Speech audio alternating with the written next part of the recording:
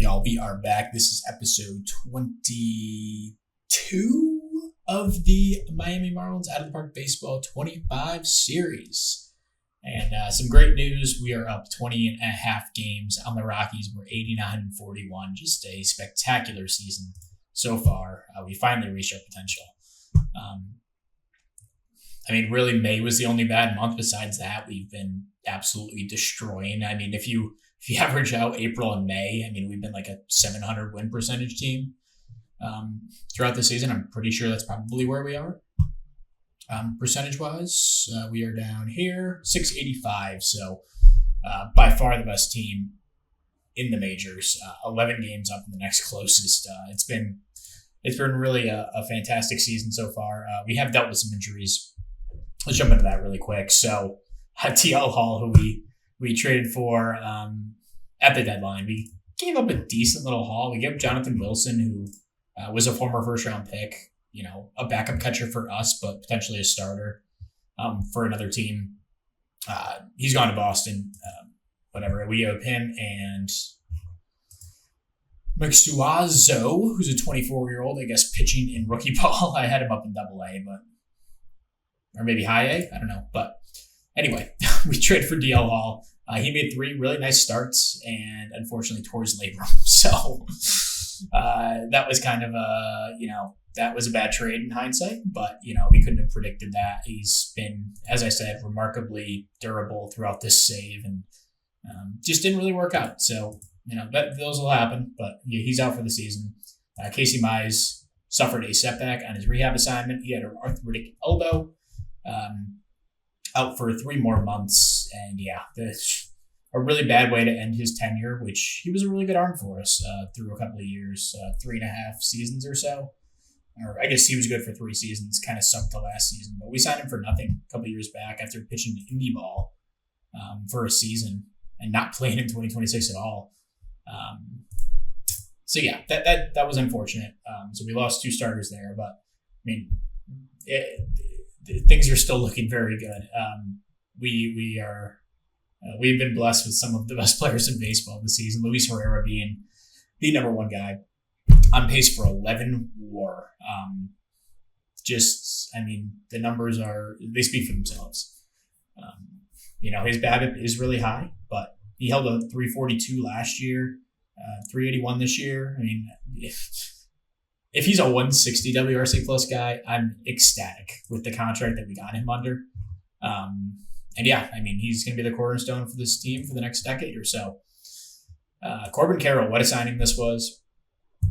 On pace for 8.3 WAR in 142 games. He's been spectacular, better than I could have ever expected. Out of him, we signed him to a 1-year, $21 million deal. He's not going to pick up that player option, I'll tell you that right now. He's been awesome. He's fallen off in the second half, but his first half was so ridiculous. It was like, he was not going to hold a 200 WRC plus like he had in the first half. He had a rough month of July, but so far in August has bounced back, and he's still one of the premier players in baseball. And Eduardo Watkins, he'd be giving Luis Herrera a run for his money if he was healthy all season. He's only on pace to play 100 games. In 79 games, he put up 5.4 WAR. Just ridiculous. He's a great fielder out in center. 9.6 zone rating in 79 games. Walks a ton. I wish he stole a few more bases. I have moved his strategies to maybe improve that, but he stole 10 bags, not nothing. But he has fantastic speed, so he should steal more. But the 75 out there range, when we drafted him number 9, I knew it was going to be a slam dunk, but I didn't know it would be this quick. He's already like an MVP candidate in year 1. So he's been awesome. Luis Camposano, we called him up to replace Jonathan Wilson. He's hit in a few games up in the majors, so didn't really lose too much there. Defensively, he's obviously not the player that Wilson was, but still a good player. Royce Lewis, a really quality season. The walk rate going up has been great for him. 132 WRC plus, on pace for 5 WAR. He's been worth the contract so far. So we'll see how it ages, but he's been awesome. Jazz has had a really nice Kind of bounced back after a tough start. He was below replacement level, like around the All-Star break, or at least in the first couple months. And then he had a great month of June, great month of July. August, he's been solid so far. So, yeah, he's got one more year on this contract after this. And, he's played well enough to justify that at this point. On pace for 2.3 WAR.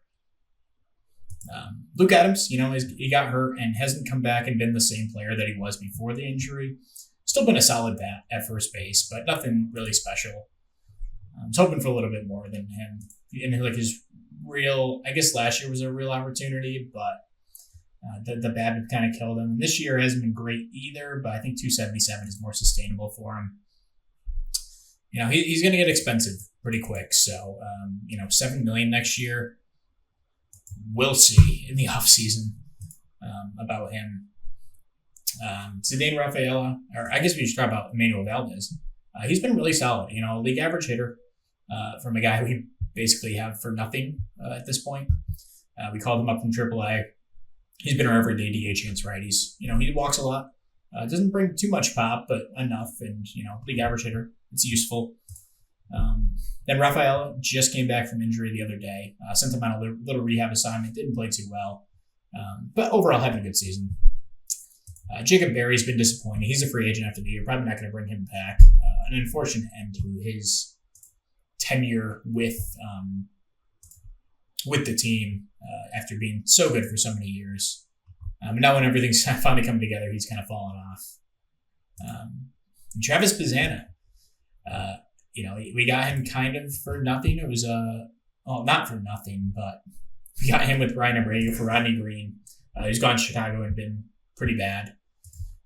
And Javier Sonoja, who hasn't really played much for Chicago, but a good player. So we got him and Brian Abreu, who we'll get in a second.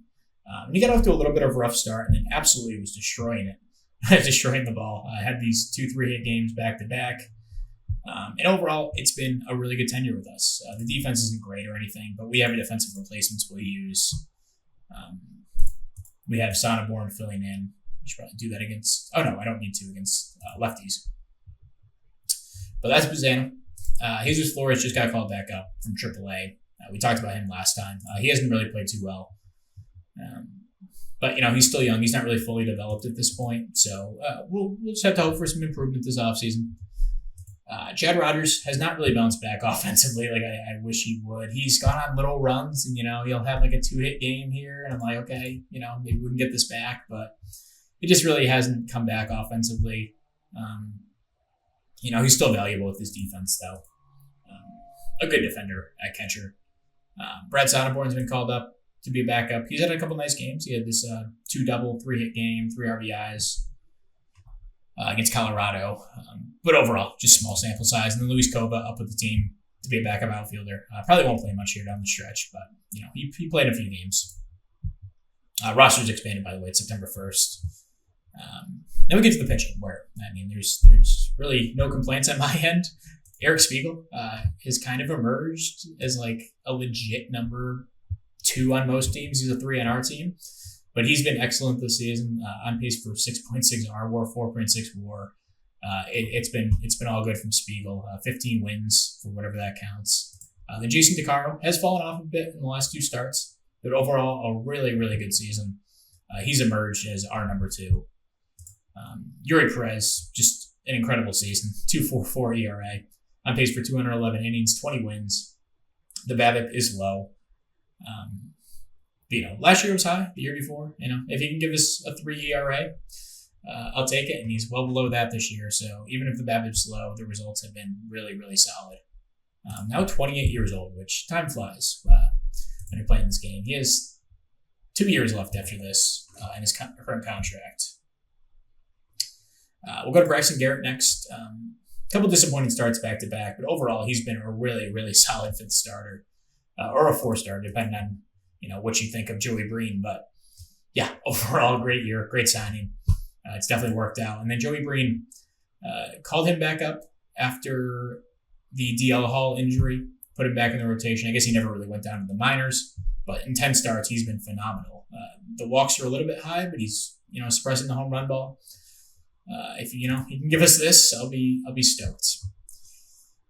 So yeah, the rotation, just no complaints anywhere. I'm gonna try to get Breen a little bit deeper into games here. And then the bullpen, really not much else to complain about either. Jorge Mercedes has been excellent all year. I did have this one stinker against Atlanta that we wound up winning. He had a 1.56 ERA before that game, but yeah, he's had a great year. He's got one more year of team control after this. Brian Abreu, great trade so far. He's really only had one blemish in this 8-7 loss. He gave 2 runs in the third. Besides that, he's been lights out. 1.02 ERA in 17 innings. Kyle Harrison, maybe the weakest link. But he pitches in a lot of high leverage. His pitching leverage is 1.46, which is well above average. I mean, Mercedes probably close. Yeah, he's over 2. Abreu's at 2.25. So, he's pitching in decently high leverage. He hasn't been great or anything, but definitely a solid reliever and a good lefty to have in the pen. Kalen Wallace has had a really surprising year. The numbers have been good. The FIP isn't amazing, but the results are really, really good. Dominic Fritton got hurt. He's back from injury, had a great year. Ethan Wheeler has been a huge surprise as a rookie. Has broken out in 37 innings for us and been really, really solid. Jason Flores, a couple of stinkers here down the stretch, but overall a good, real rookie season for him. Joe Boyle, also another guy back from injury.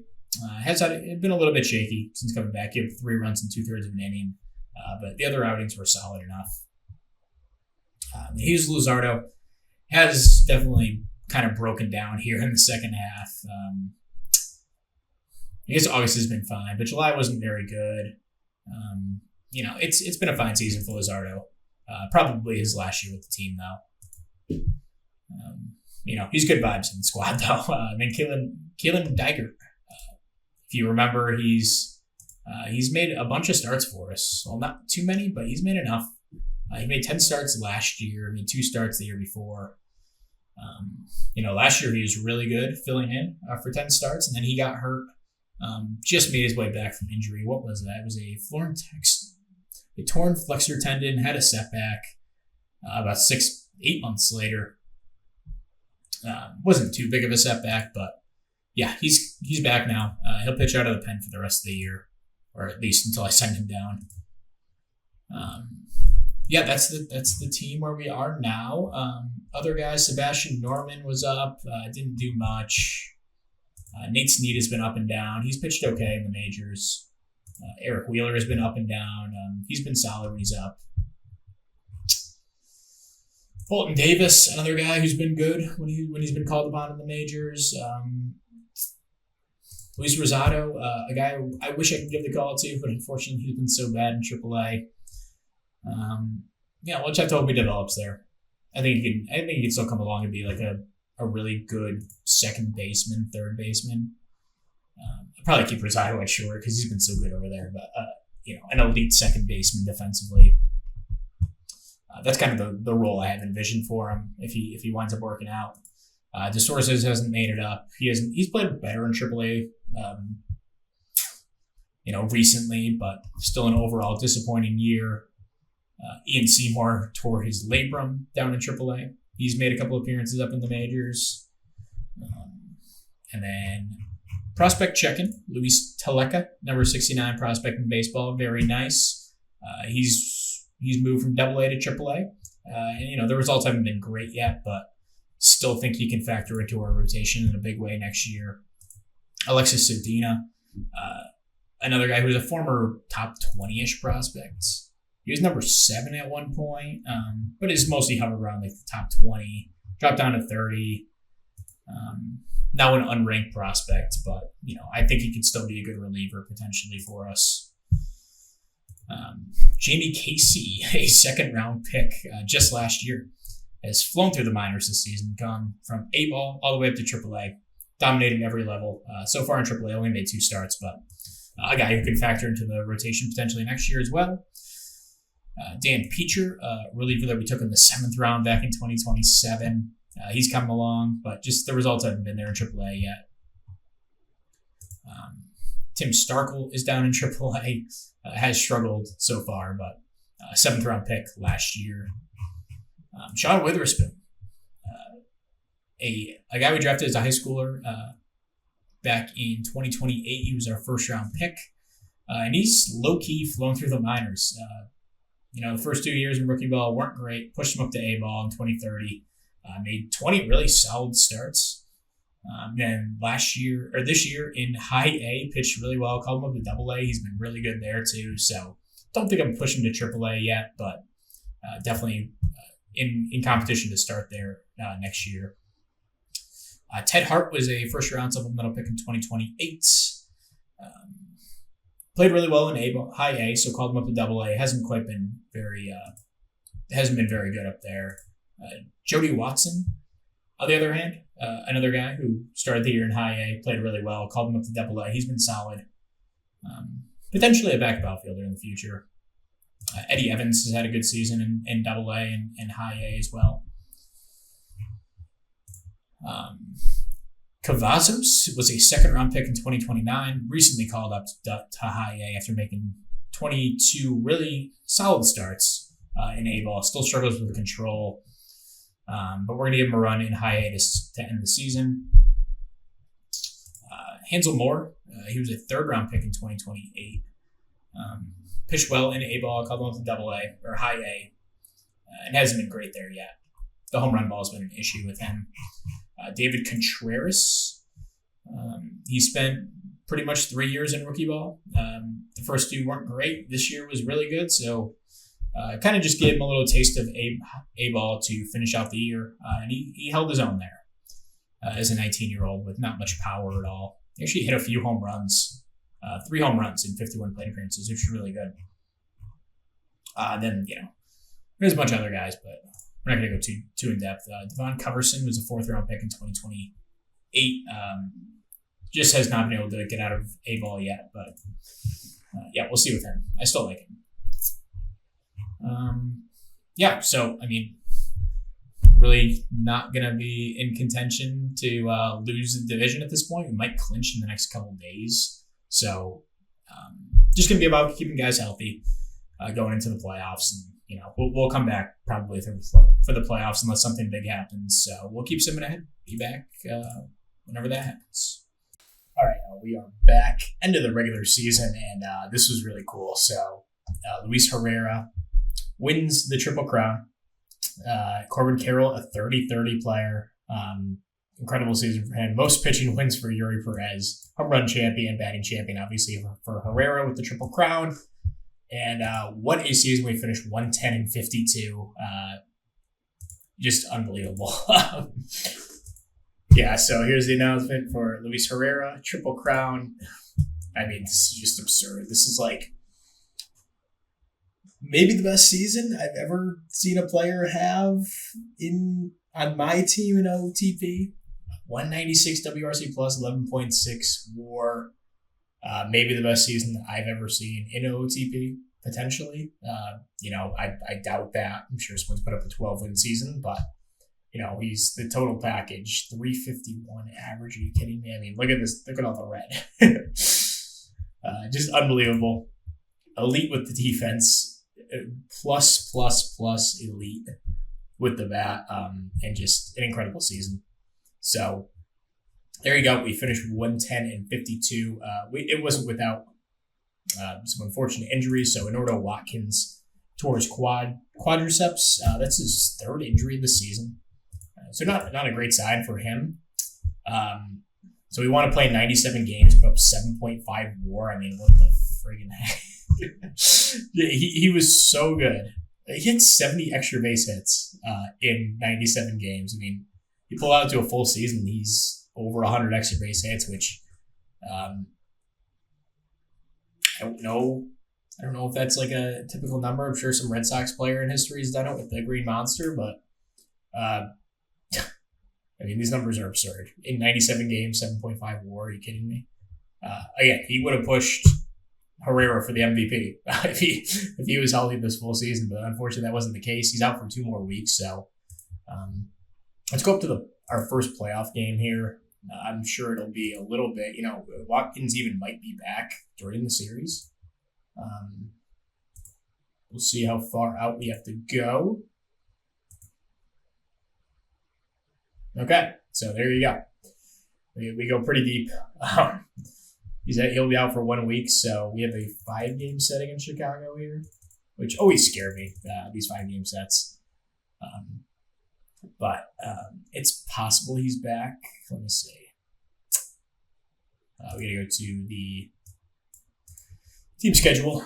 So, yeah, he's not going to be back for this series, most likely. I might add him to the roster just in case he's back for this Game 5. And, there's no interruptions on the team with rostering or anything. But I think we'll be able to fit him in the roster. We'll play Chicago. I got to set the playoff roster. Sebastian Harmon will most definitely not be on here. All those guys are pretty likely to stay. Who really played really well down the stretch? Luis Cova had a huge, I think it was a walk-off. Yeah, it was a walk-off 3-run home run in the bottom of the ninth in this game. And he was really good. I started giving him regular playing time in center field. I think I'll add him to the roster, actually. He was that good. Brad Sonnenborn also had a couple of good games in here. I think he had like a walk-off home run or something. Or a big home run in one of these games. So we put up 2 runs in the bottom of the ninth. One of his was a solo home run, and then Norder walked it off. Crazy win probability. I actually got to show, there was 1 game in here during September, I believe. We came back. It was a close game. I forgot. It was a pretty high-scoring game, too. 8-6. We put up like 7 runs in the ninth inning. And we had this huge win. It's ridiculous. This series against Cincinnati was bonkers. Maybe it was in August. No, it probably wasn't in August. Man, I really want to find this. Oh, here we go. Yeah, we put up 8 runs in the bottom of the 8th inning. Actually, I don't think this was the big one. Maybe it was.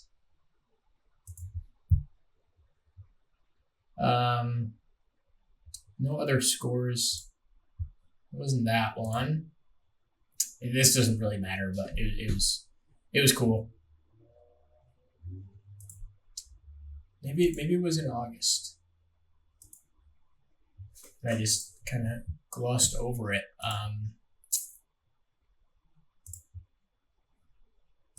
Get ready to check that one. Whatever. This doesn't matter that much, but we had some crazy come from behind wins this year with our offense. I wound up finishing first in runs scored, first in runs against. I mean, that kind of speaks for itself and what kind of a season we had. First in defense, first all the way down the board, and offense pretty much first all the way down the board. Top 3 and everything pitching. It was a great season. Just got to clear out this rotation here. So in the playoffs, we're going to go Perez. I think I might actually start. Why the heck would they put?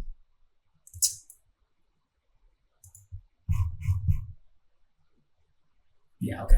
Eric Spiegel had an insane season. He'll be my Game 3 starter. Maybe Game 2. I'm not sure yet.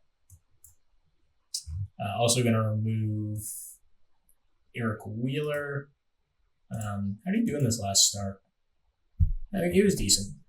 But he was just a guy. I didn't want to use any of my regular starters last couple games. So we'll remove him. We'll remove Luzardo, unfortunately, but he's just not going to make the cut. And Joey Breen, it's I'm torn if I want to start Joey Breen or if I want to go with Garrett. Garrett was really good his last few starts, so I think I'm going to go with Garrett. But he'll have a shorter leash. These guys I'm going to let go as long as my manager wants to run them.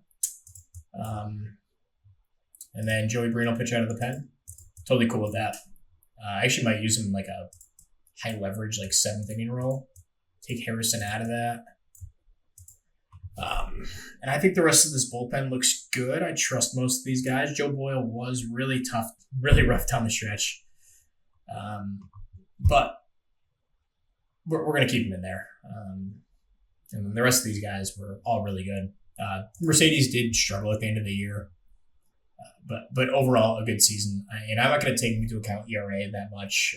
From what I saw, like he had a couple of really bad games, and those kind of inflated his ERA. So it was overall a really good year for Mercedes, despite the ERA being above 3.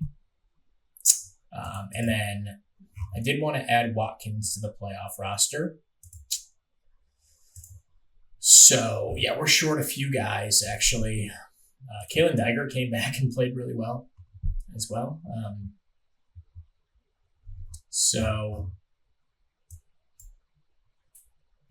Okay, okay, he's activated. I think I'll put Luis Cova on the team. He was really good. I think I actually started him in center over Rafaela. So Rafaela probably won't even play much this playoff unless something goes really wrong. Kova was good. So this will be the lineup we run with. Against lefties, obviously a little bit different how we like to do it. So Jesus Flores will continue to start at second against lefties, even though he had a pretty rough season. And it kind of leaves without a backup infielder if something was to happen to him. But Rafaela can fill in just fine. And then we'll put Barry in at DH in this configuration. Also, Jess Chisholm had a great season. His WRC plus was over 120 for most of the month. He did slip a little bit at the end, but he was awesome. And I mean, if you want to go through the rest of the guys, Corbin Carroll would finish with 9 WAR. Like, our offense was absurd. Royce Lewis put up 4.5 WAR, 124 WRC plus. Really good season from him. Manuel Valdez wound up having a really good year, 112 WRC plus as like a part-time DH, strong side platoon guy. Had a really strong finish to the year. Luke Adams was not good overall in the second half, but it is what it is. Not all these guys can be superstars, so we'll do something like that. Although Chad Rogers was really, really bad. He was a lot better the last month. He had a good month of October, and September was solid too. I guess he only played 3 games, but yeah, September was solid. But still, he's not going to bat that high. We'll put Chisholm there. And we'll do Flores, Rogers, Cova. And against righties, I'm going to have to take Luke Adams out of the cleanup spot. I just don't really trust him. So maybe we'll move up Jazz. And then I don't want to have 3 lefties in a row. I mean, Bizano was really good. He had a ton of extra base hits. He had 4 in 75 plate appearances. He was just an extra base hit machine for us. So we definitely got a good side of Travis, and he was good. He was good down the stretch.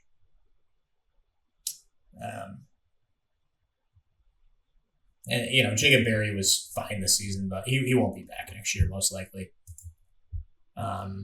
Okay, so I think we'll roll with this. And Watkins, maybe he'll be back for that last game.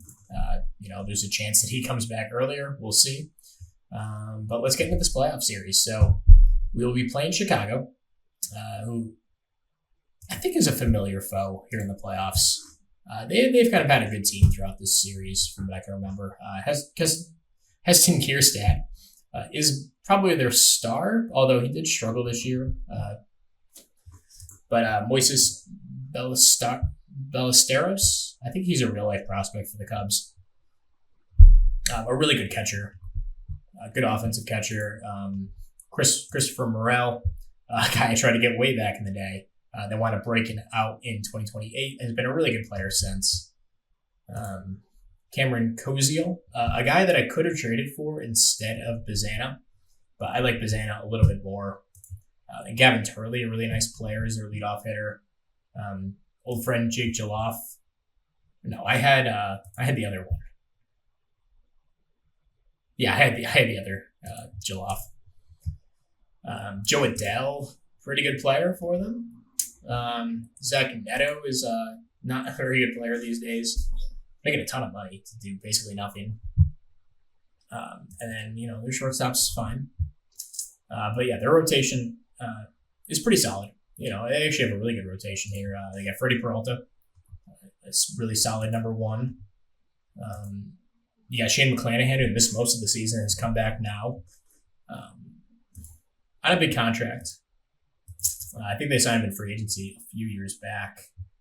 Jose Butto, old friend of ours. Did we trade him in the offseason? We did. We traded him for this infielder that never wound up playing for us. So he's emerged as a really quality, back of the rotation arm for them. And Chris Graham, a young starter who made it up to the majors and pitched well for them. So I think that that 10th in starters ERA is a little, misconstrued considering McClanahan missed most of the year. Chris Graham came up halfway through the year. So they have a good rotation. Their offense is solid, but not spectacular. Bullpen, definitely not a strength from what I can see. Tim Menzel is a really good player. But yeah, they're lefty righty balanced, and their bullpen's okay. It's nothing special though. So here we go. Game 1 against Chicago. Yuri Perez on the mound. 19 wins, 2.74 ERA. A Cy Young contender. I'm not going to say he's going to win it. He did have a rough second half. It wasn't that bad, actually. June was a little rough. September made 5 starts. Wasn't that great. But finished strong in his last start. So an excellent season overall from Yuri. I can't really complain too much. But game 1, let's do it. And we lose 3-1. Not a great... What the heck? Nate Snead retired? He was up and down for me this year. I don't. He was kind of going to factor into my bullpen plans for next year. Dalton Bargo, Davis, 2 guys in my 40-man? Are you kidding me? These guys were likely going to be like relievers for me next season. That's unfortunate. Danny Emerson is really good too. In Double-A, in Triple-A not so much, but Dalton Bargo had some plate appearances last year for us. Cal Quantrill was 36, so it's understandable, but that's disappointing. Okay. But we lose 3-1, which is more disappointing.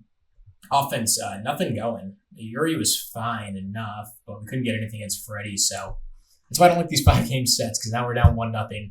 You don't want to go down 2-0. So we'll have Jason DeCaro on the mound for game 2 against Shane McClanahan. Lose 7-3. Don't like how this is starting. DeCaro not good.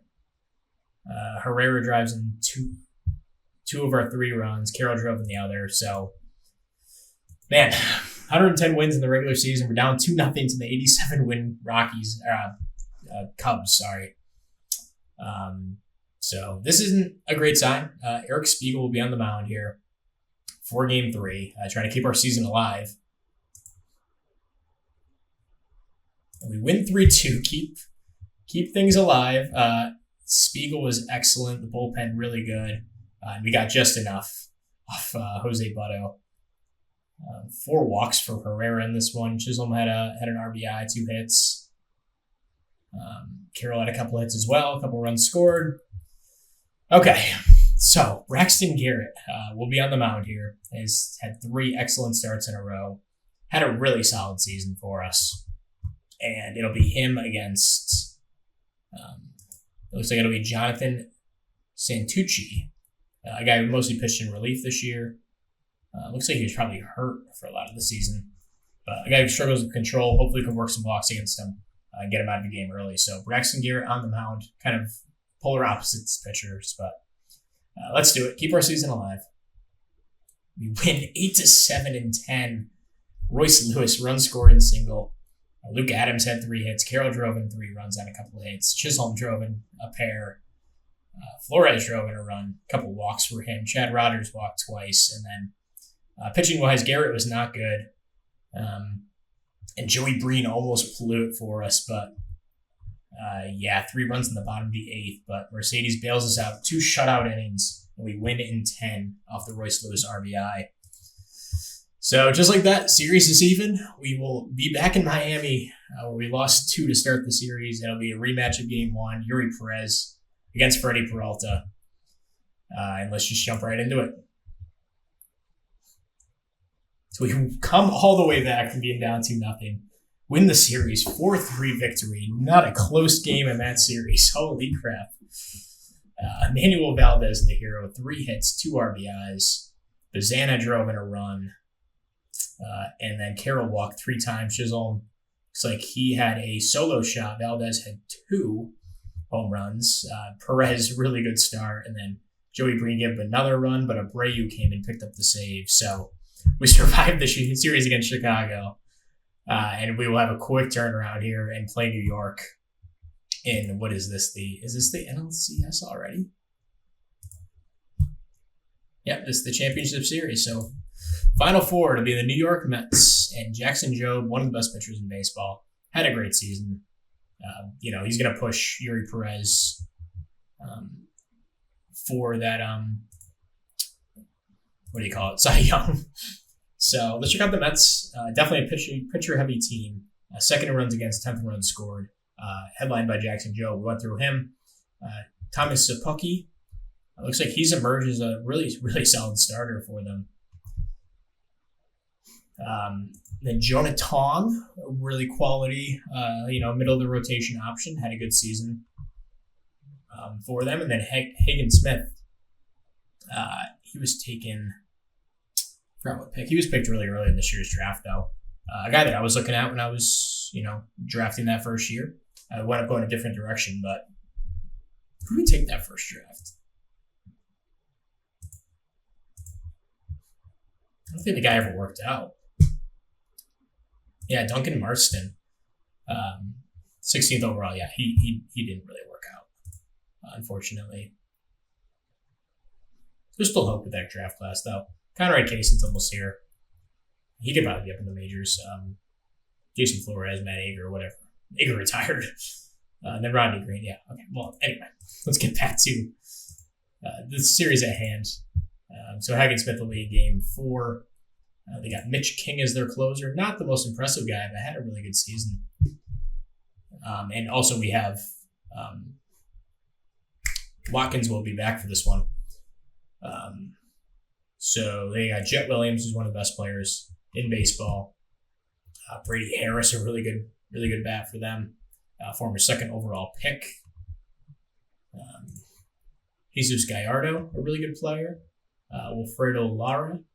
The offense, it could use some work. Alec Hicks is not a great leadoff hitter either. So let's switch the lineup here. Get Watkins back in.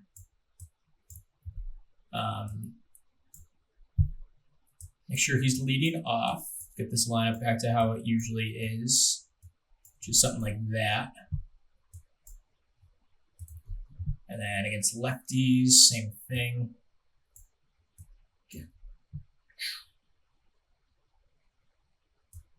Raphael is the backup if he's needed. Then we'll move Watkins up to there. Perfect. Okay, so quick turnaround. So we'll go DeCaro, Spiegel, maybe Perez is ready for game 3, but we'll see about that when we reach it. And then everything else will stay the same. Joey Breen wasn't great, but we're going to roll with him. So game 1, Jackson Jobe against Jason DeCaro. Let's do it. Yikes. Ugh. Horrible all around. DeCaro wasn't great, but holy crap. Miserable performance by the bullpen. Thankfully, it's only 1 loss. It only counts for 1. So, Jazz, unfortunately, will be out for the rest of the playoffs. Really unfortunate. We do have replacement guys we can bring in. So, I'm not too concerned. We might go with an extra arm, actually, considering how game 1 went. Let's get Jason Flores back on the roster. Just go to the next day really quick. So,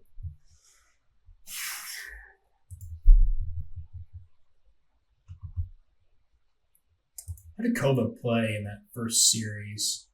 He was okay. Rafaela stepped in and got a hit, so let's go with Rafaela. Kova will back up. Oh man, it is hot in this room right now. So we'll do something like that, and then Rafaela can step in left, and we'll kind of rock with this. So we get one outfielder back, we lose another one. And then we'll do maybe maybe that. Okay. So, again, that only counts for one loss, but not a good way to start the series. 15-4 loss. Eric Spiegel will be on the mound against Thomas Szapucki. And we win 9-0. So, great bounce back from the team. Big days for Carroll, Adams, and Rafaela. They drive in multiple runs.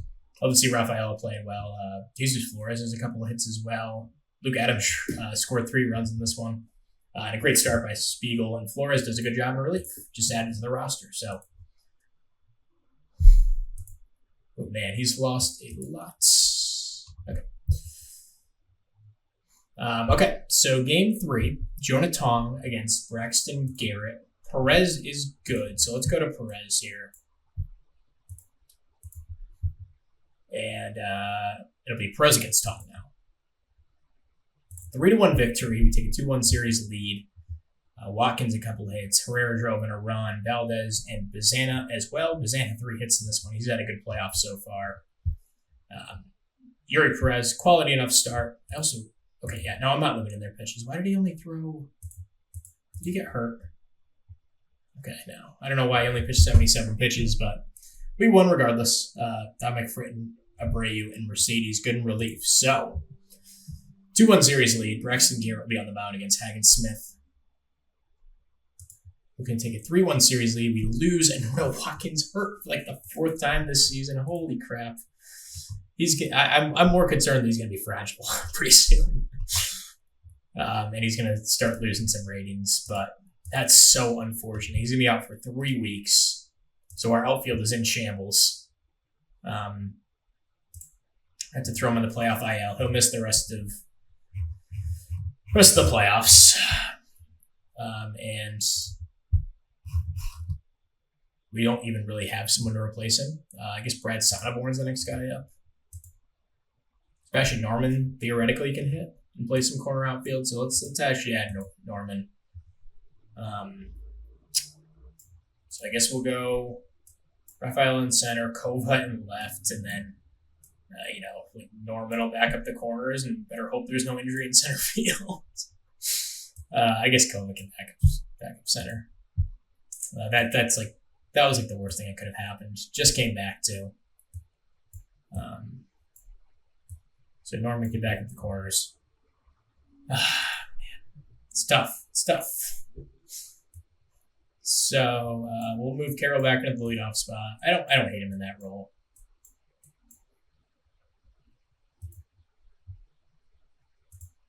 Maybe it actually makes sense to get Bazana in there against righties and lefties. I don't know if he has some splits. Maybe we'll just keep it as is and let Kova play.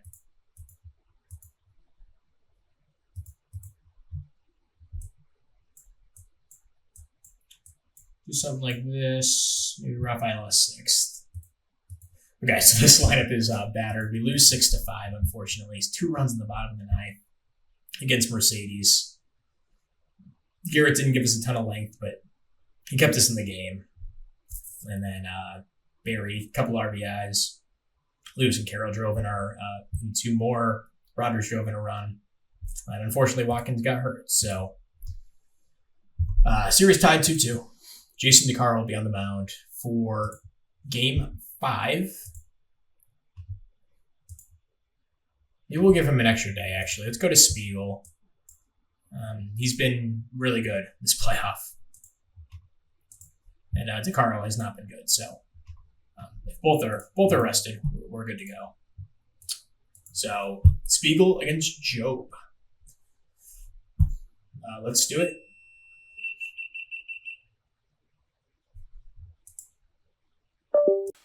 Okay, so my webcam just overheated. It's like 100 degrees up here.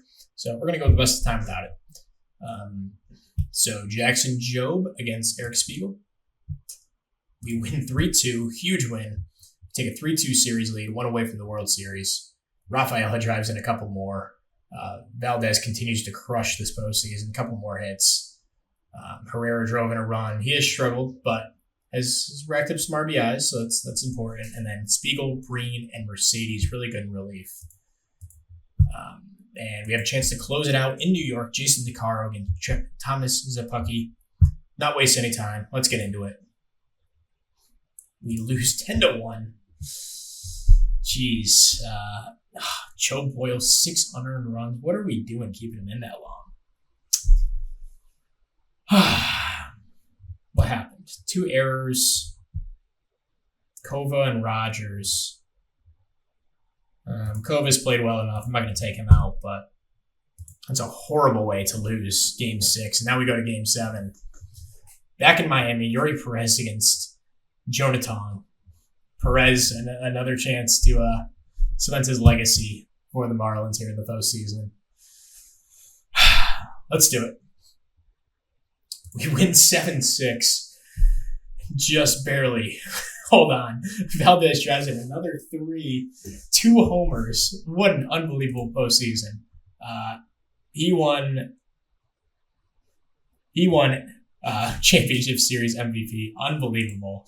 As a dude who's been sat in the minors last year patiently, came up and was great this season. I love to see it. Let's go. Corbin Carroll drove in a few as well. He's had a good postseason. The middle of our orders continues to struggle outside of Valdez, but Luis Kova, a couple hits. And Perez was solid enough.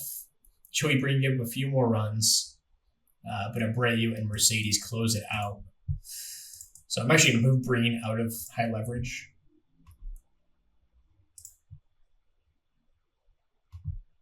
I don't really know who to put in, but we'll just have the manager deal with that. Okay, so we have 2 off days. We'll play Houston. And we can reset our rotation here. So Yuri should be good for Game 3. Spiegel is good for Game 1. DeCaro is good for Game 2. And Garrett can pitch Game 4. So we'll roll with the same guys.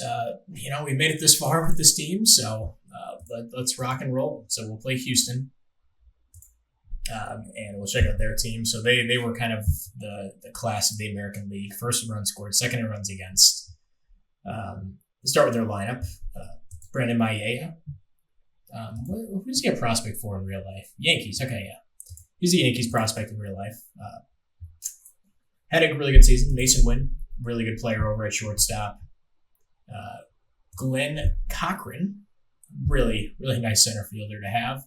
Signed him to a big extension, 8 years. Graham Pauley, I don't know how they got him.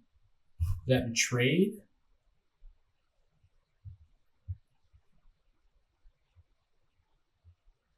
Wow, okay. He had him basically for free. Had a great season. Kyle Tucker still hanging around here, a good player. At age 34 now, Anthony Volpe also wound up here somehow. So he was traded mid-season from the Yanks. Wonder what they got. There's a 1-for-1 with this guy. Interesting. Okay, so Volpe's their second baseman. They got Evan Carter, so this lineup is absolutely stacked. They got him at the deadline from Texas. For pretty good shortstop prospect. Whatever. I'm not interested enough to see what the rest of the package was. You got this guy who's a crazy defensive player, I guess. But a good hitter as well. And then Grady Emerson over at third, who's definitely the weakest link, but not a bad player. Then their rotation, Brody McCarthy, really good player. Not sure where they got him. Oh, was he... Okay, he was a international guy. Signed a 6-year, big deal. Mackenzie Gore had a really good season in limited time. Tanner Bibby. I think he's been hurt a little bit, but still a good pitcher. And then Wyatt Lunsford Schenkman, crazy name, but really good pitcher. Bullpen definitely not as strong, but it's got some good guys in the back end. Greg Coy had a good year. Caleb Ferguson still hanging around in the majors for some reason. He's horrible for the Yankees, but Brock Porter, where'd they get him? They made a trade for him. Signed him to a big deal. Probably didn't live up to it. He's not even making a playoff start for them. So yeah, they have a really good team. This is going to be a tough series.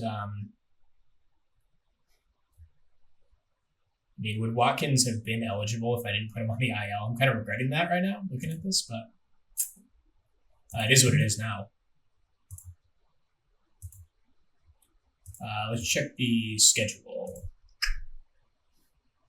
He might be back for Game 7, so that might have been a mistake, but if it gets to that point, whatever. So let's hope we can take care of him in 4 and not have to deal with that embarrassment. But Game 1, Spiegel against McCarthy. Take Game 1, 9-0. Big offensive day for the team. Rafael, a couple more RBIs, a couple of hits. Jason Flores, a really good game. Jesus Flores, sorry. Luis Cova had an RBI in a single. Chad Rogers drove in a pair. So the bottom of the order getting things done for us while the top struggles. And Eric Spiegel, what a playoff run he's had. 4 starts, he's been incredible. An ERA under 1. And throws a complete game shutout in Game 1 of the World Series. Unbelievable. So, Game 2, we'll go to Jason DeCaro, who has had a mixed bag, mostly bad this postseason. He'll be against Mackenzie Gore, who's been dominant. So, let's do Game 2. Yikes. What? This is like the most bizarre playoff run I've ever been on. DeCaro, not a good start. Joey Breen just gets blown up again. The rest of the bullpen was fine, I guess. Did Caleb Wallace get hurt? No, they just threw him 6 pitches and get him out. Corbin Carroll, our only offense, and just forget about that game, I guess. And we'll move on to Game 3 with Yuri Perez against Tanner Bibby. Let's jump right into it. 7-3 loss. Bibby only lasted 1 inning. Interesting. Perez was not great. Kyle Harrison really bad in relief. He's been rough these playoffs. And not much for the offense either. So now we're kind of on the ropes. I want to make sure these guys are not being used. Let's try to use some of these other dudes. They've not been effective. So Lunsford Schenkman against Braxton Garrett in Game 4. Chance to even up the series or go down 3-1. Big swing game here. Garrett, big start. Win 3-0. Huge start from Garrett. Does a great job and gets to the back end of our bullpen that closes it out. Rafael Akova driving a couple more runs, and Rafael is hurt. Oh my God. We cannot avoid the outfield injuries right now. Holy crap. But Carroll continues to play well, despite the struggles from the rest of the middle of this order. Luke Adams got to get dropped here. I'm sorry. This is just it's not working for him.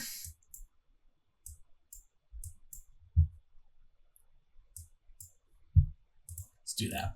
Okay, so we even up the series at least. 3-0 victory. And Rafael will be out for the rest of the playoffs as well.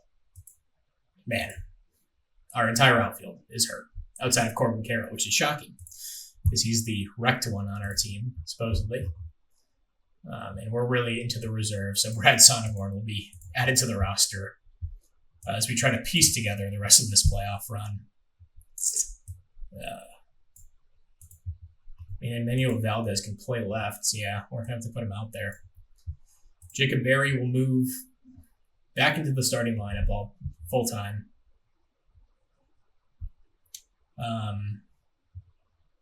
And now we really don't have a backup center fielder. I guess we can put Carroll out there. I don't really want to do that. I guess he's probably a better center field option than Kova. Yeah, we'll keep this.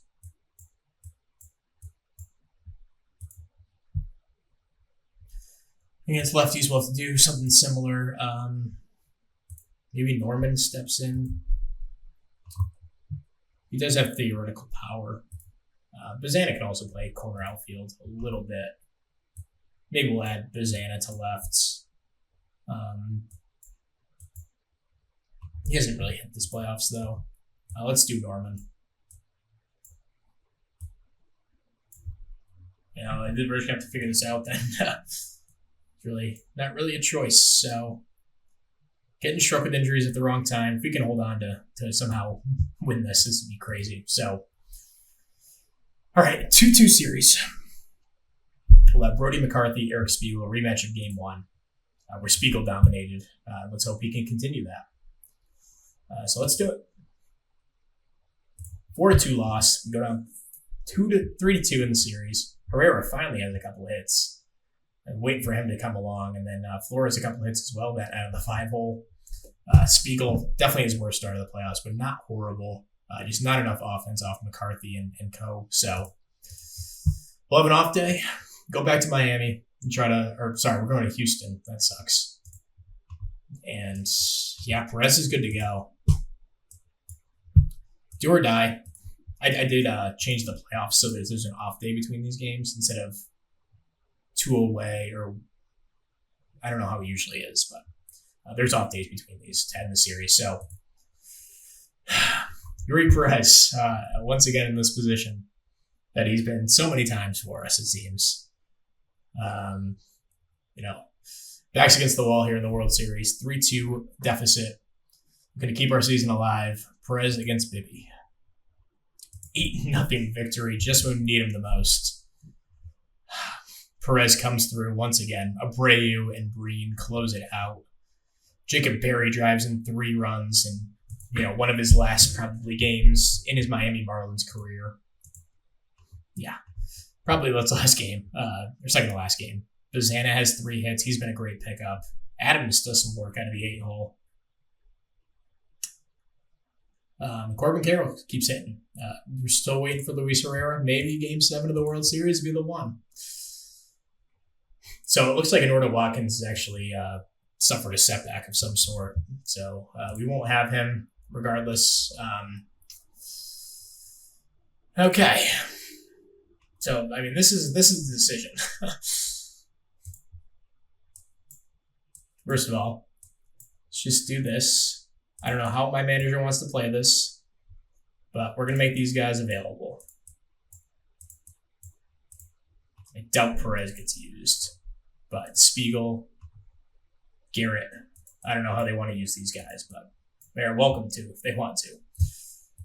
So, we'll start Jason DeCaro. He had a really good year. Despite his postseason struggles, I still have faith that he can give us one here. I'm going to limit his pitches, though, to 75. And he'll be against Lungford Checkman. How did he do last time? Yeah, he pitched really well. So hopefully the offense can get something together against the righty.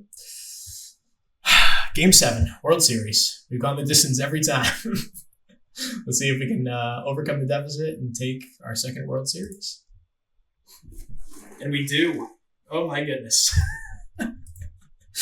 Corbin Carroll gets hurt last day of the season. I'm cool with it. That's fine. He's probably not going to be a Marlin next year, but we'll win 4-2. Win the World Series, our second one here in 2031. Luis Herrera finally comes alive. First inning home run. Drives in another run as well. Jacob Berry drove in 2 runs. He had a great last 2 games of his Marlins career. And Carroll got a hit before he came out, and we somehow pieced together this outfield. And Jason DeCaro, thank you very much, sir. Picks up his first win after losing his first 4 decisions. 6 1/3, no runs. Brian Abreu, Braxton Garrett close it out. So Garrett gets the last out of the postseason, which is funny. But then, what a season. And I'm so glad we were able to do it because, it was an incredible all-around season. We're not going to have Corbin Carroll back next year, most likely. He's going to ask for the bag, as he should. So, yeah, this was our shot with this core. We wound up losing our entire outfield this postseason to some extent. We barely had Anorta Watkins for the playoffs. We had him for 2 games. Okay, I guess we had him for more than that, but we were missing him for most of the postseason. Rafaela got hurt, who was our backup center fielder. Jazz Chisholm got hurt, who was playing pretty well. But yeah, that's the way we win it. 110-52. We go the distance every series. just going to bask in this glory for just 1 second. Yeah, I mean, 3-2 series win, came back from 2-0 against the Cubs. And I think we were down in the... No, we weren't down in the Mets series. We tied it. I mean, they brought us to 7 in the Mets series. Wound up taking it, and then on the ropes down 3-2, win a couple big games on the back of our starting pitching. Yuri Perez and Jason DeCaro absolutely dominated. I guess we got enough offense this postseason to be able to do this. So we beat a really, really good Astros team too. I mean, that team was no joke. And they did beat us like 15-2 in game 2. So we got blown out a few times. Let's see. Yeah, we got blown out against the Mets twice. And then, we had that really bad game against Houston. But, I mean, we held on. There we go. That's the episode, and that's the season. So, thank you very much for watching. We'll be back next time with the offseason and keep this dynasty rolling. So, we'll see you, man. Peace.